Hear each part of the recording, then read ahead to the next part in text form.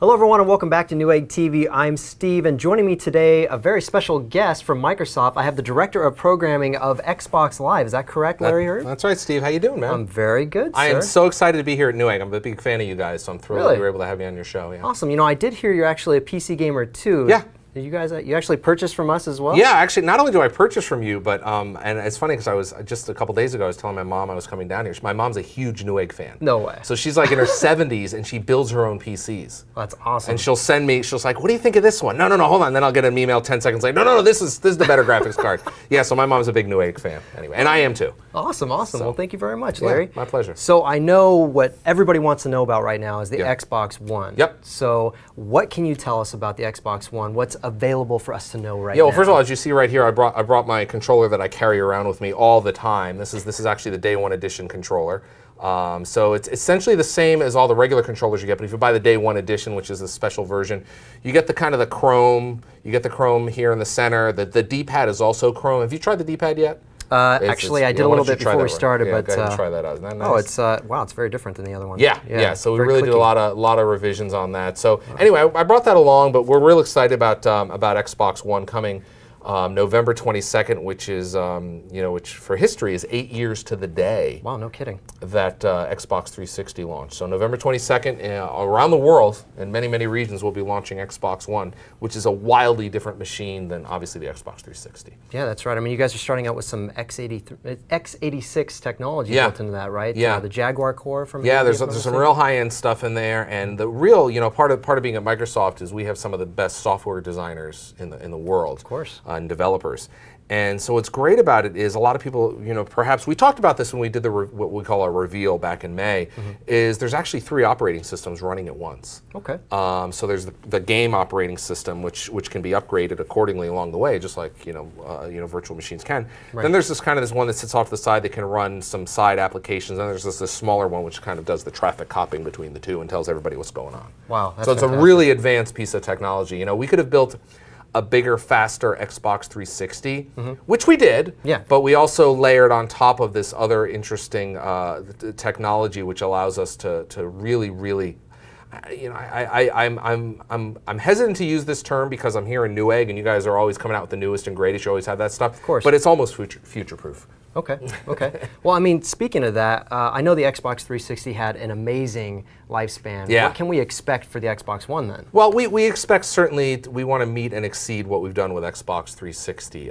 We've got a long-term vision as we did with Xbox 360. I was there at the beginning, and I remember talking to Jay Allard and Peter Moore. We're like, we had this 10-year vision, and we're almost there. Right. We're almost there. And we want to have a similar vision for Xbox One, and that's why we designed it, and we specifically designed it to, as I said earlier, to almost be future-proof, but also to be expandable in a lot of ways, so that console that you get at home, when you unbox it on the 22nd of November, or perhaps after if you're getting one for the holiday, right?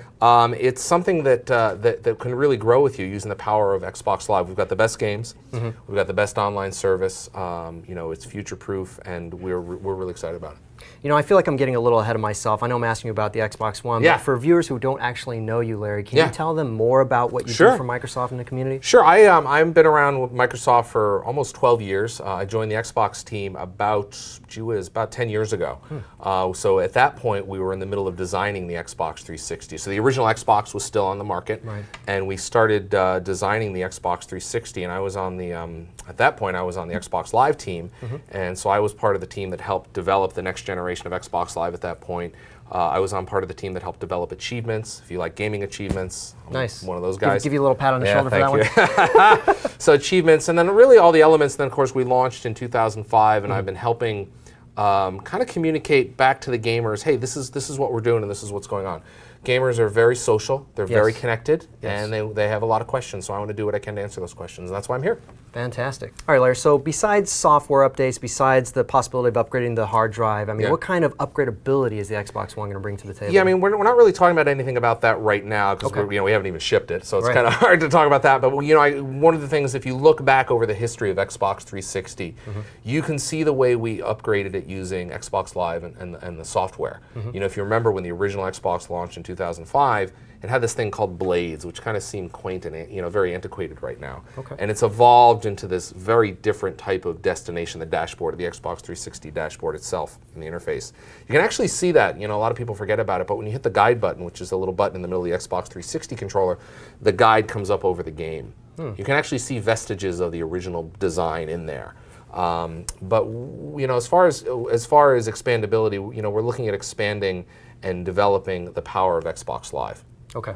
We have over almost 50 million people connected using the service. It's one of the best online gaming services out there for multiplayer, and we're going to continue to invest in that. And using the connected state of an Xbox One, we're able to do some really, really exciting things. So I also want to point out, we're the only game console right now, the next generation game console that has an HDMI in. So that's going to That's really going to help folks so that they can stay watching their television program or their video program on their satellite, their cable, their Blu-ray player, whatever they want. Well, it has a Blu-ray player, so you don't need to plug that in. But you can whatever your television source is, and your broadcast source, and then you can always stay connected. So you can, if your friend wants to play Call of Duty, you can hit a button and go right into a match and flip-flop back and forth. You can even watch ESPN while you're waiting for a match to come up, and you'll get a notification, hey, your match is ready. Hit a button and you instantly switch in. Wow. So then I'm curious if this might be some kind of functionality maybe down the line, but since you have that HDMI in, is there going to be any opportunity to maybe turn that into maybe a media recording station? Yeah, that's certainly, as I said earlier, we're really looking at ways to expand Xbox One. The biggest feature that a lot of people forget when you're in the consumer electronics and the software business is shipping is a feature.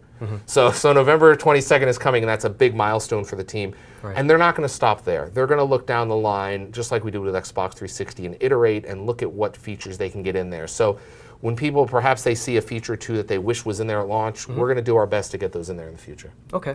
Well, I know we were talking about upgradability too, so I thought, well, maybe if we look back at the history of the 360, there were some upgrades, obviously the Kinect being one of them. Yeah. So what's new about the new Kinect? Wow, so one of the big decisions that the team made was to include Kinect in every single console.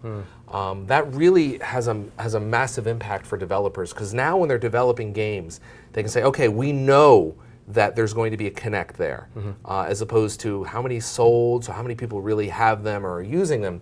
So when you have it in the box, it allows developers to count on it and do really creative things.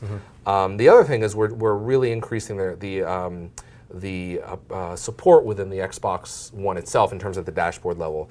Full voice navigation on the dashboard, of course gesture. One of the things we announced yesterday was Xbox Fitness. Wow. Okay. So what that is we're teaming up with some really high-end fitness folks like P90X. I know a lot of gamers and a lot of P90X fans out there. The new sensor now has the ability to look at your body and has such high fidelity. When you're standing there, we can see your heart beating. I did read that before, and this is the implementation of that then. Yeah. Take it to the next level and bring it into fitness. Yeah, you can. Well, that's one area to bring it in. Again, it's all data. So the data is being collected by the sensor, and now it's up to the title, in this case the fitness titles, to use them in very creative ways. Is that doing it thermally? I'm just curious. Oh boy, there's a lot of tech involved there. Okay. First of all, there's a 1080p camera, right? So you can do beautiful Skype calls on it. Xbox One will have Skype. Nice. It's got a full sensor array microphone, so it does noise cancellation. So you can, we have a headset in the box, of course. But using the voice navigation, you can do that. But the sensor itself, it's a combination of infrared, and it's like a whole collection of different data points that we're looking at, and we actually measure the time that the light goes to your body and then bounces back. We call it time of flight, and it's actually measuring photons. Wow. So yeah, that's a really, I mean, I can imagine over distance time, obviously makes a bigger effect on light. I mean, you can definitely tell, as if the sun is transmitting light to us. I mean, there's a lot of time there, but the distance to which you're going from the Kinect to me, or the light bouncing off me and back to the Kinect. Right, so we're able to do, using a lot of the technology with Kinect, we can do things like fidelity of fingers. Yes. So we can certainly see that. When Kinect looks at you, it can know when you're looking at the sensor and maybe looking away. I've seen game examples where you're playing the game and I look over here because I'm checking email, and the AI can say, hey, I'm talking to you, because it knows you're not paying attention.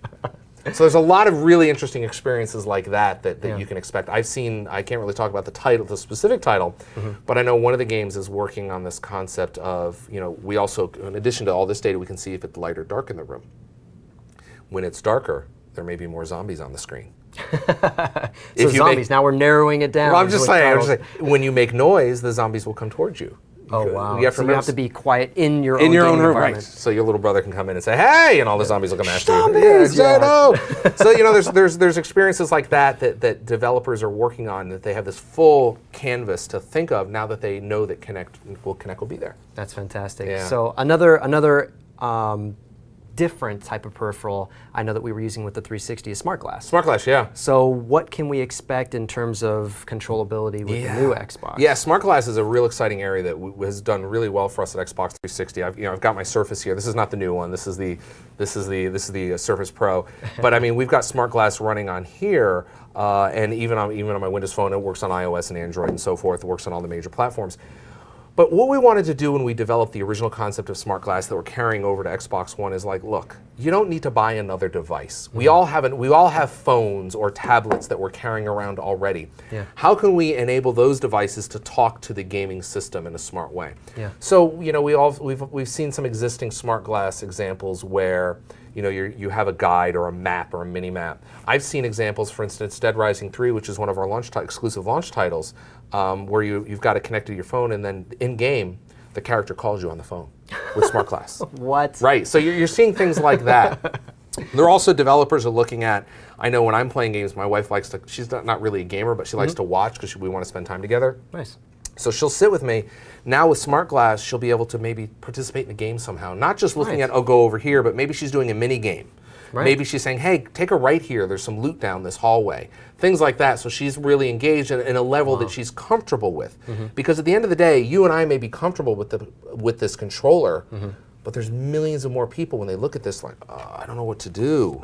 They start doing this, and it's kind of scary. Yeah. So we're trying to do what we can to kind of bridge the gap and let people game the way they want to game, whether it's with a controller, whether it's Smart Glass, or as I said earlier, Kinect. To add to that, I want to ask you too, I'm mainly a PC gamer, and I love my keyboard and mouse. And I know the 360 does have the ability to use a keyboard and mouse, or at the very least a keyboard. Yeah, lead keyboard, yeah. I know it's up to the game too, right? The developer has to develop it for that too. Yeah. Is there any way we can try and make that happen with the Xbox One? Well, I'll tell you, it's the same scenario. We will support, we'll certainly have this great SDK, software development kit for developers to do what they like. If that's something they're interested in doing, we will certainly help them do that. Okay. But you pointed out, it's as a lot of people forget, and they don't realize that designing for a 2-foot gaming experience, if I'm gaming here, versus perhaps a 9 or 10-foot experience, is a little bit different. So they have to be really focused on what is that like, and they're maximizing for the largest possible audience.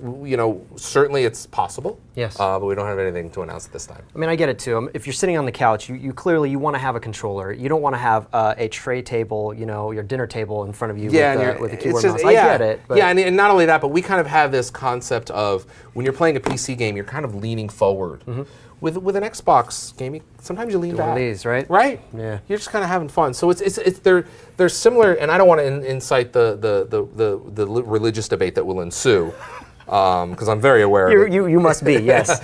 So it's just we want to provide a gaming experience that people enjoy. Certainly with Windows, that's our other large gaming platform, Microsoft. I'm a big fan of it. Yeah, so there's something there, but right now we're focused on really the console space. Okay.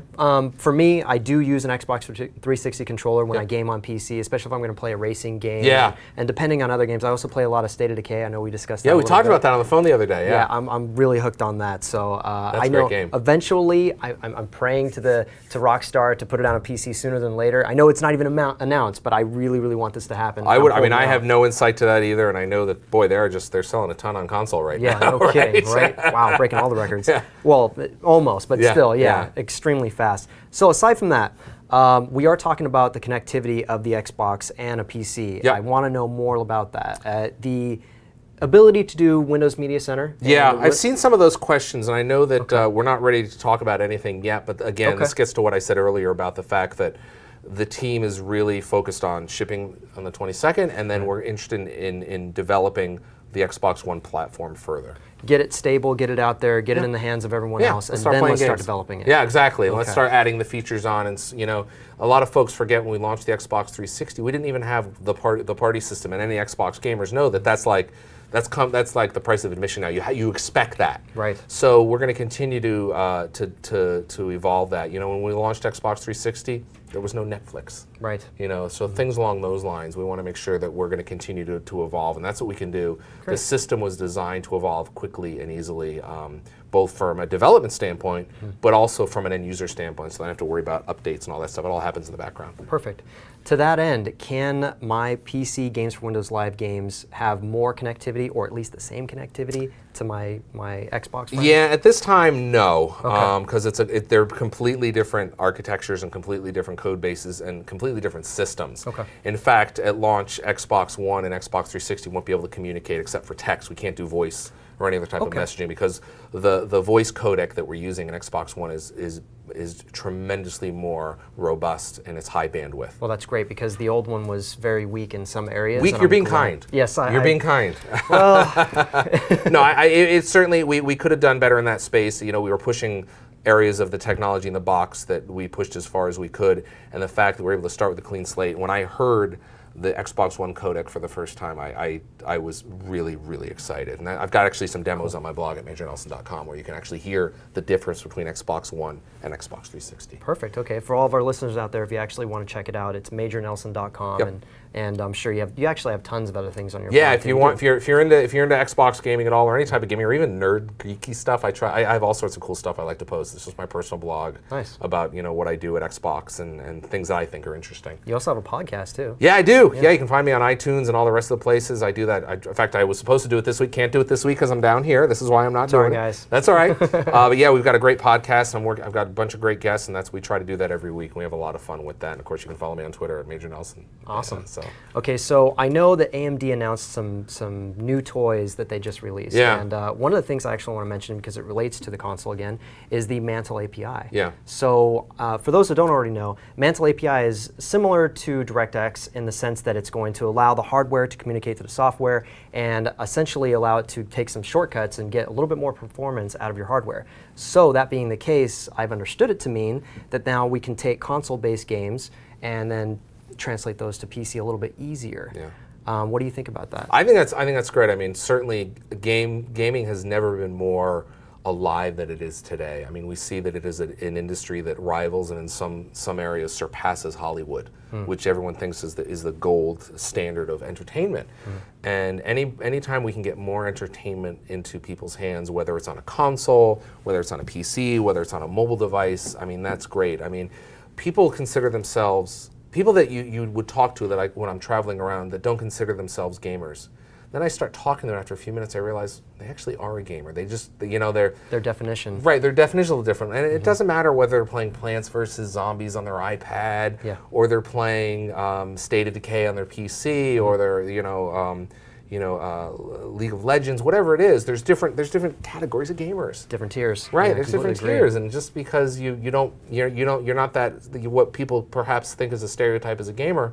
My mom's a gamer in some regards. My wife's a gamer in some regards, right? People that you really don't think about, they just game in different ways. Correct. So, Larry, for those out there that have already bought or pre-ordered for the 360 a AAA title like COD Go or BF4, is there any opportunity for them to maybe get it on the Xbox One for maybe a deal, a cheaper price? Yeah, a lot of our retailers, we've worked with our retailers to develop programs exactly like you mentioned, because a lot of these titles coming out this holiday are actually before some of the major console launches. Of course. So they should check with their retailer. I know that a lot of folks are offering upgrades for like $9.99, basically $10 to get the next gen version of the game. So I highly recommend they do that. That's fantastic. Yeah. Now I want to talk to you a little bit about warranty, because I have some friends that were kind of worried about the 360 and red ring errors. Yeah. What kind of warranty can we expect if something like that were to happen with the Xbox One? Well, certainly with the Xbox 360, we had a little bit of, we had some challenges with the launch of the 360, and once we identified that, we took control of it and we wanted to do it right by our customers. Our customers are very important to us. Of course. And with Xbox One, it is it's a standard consumer electronics warranty, and we're really excited about the reliability that folks are going to get out of Xbox One. I mean, we had a lot of learnings coming out of Xbox 360 that we rolled into Xbox One. It's been in development for many, many years. Excellent. Yeah. So more about the Xbox One. How about 4K resolution gaming? Yeah. Yeah, we're really excited about that too. That's, you know, I'm sure your audience knows that 4K is like the next big thing. Right. You've seen 4K images, right? Yeah, and I know of 5 people that might have a TV like that. If that. Well, nationwide. Of which you're one. Yeah, I wish. Actually, I'm not, but. And I'm not either. Yeah, it's certainly Xbox One is a home entertainment system that's built for the future. It supports 4K gaming and entertainment. Okay. In fact, we are shipping an HDMI cable that's 4K rated. You know, so when you get your HDMI cable out of the box, it's 4K rated. It comes with that Xbox One. But we're looking forward to bringing 4K capabilities to consumers. You know, probably in the future. It's going to be up to developers. Okay, excellent. Well, Larry, I just want to ask you. I know we're kind of wrapping everything up right now.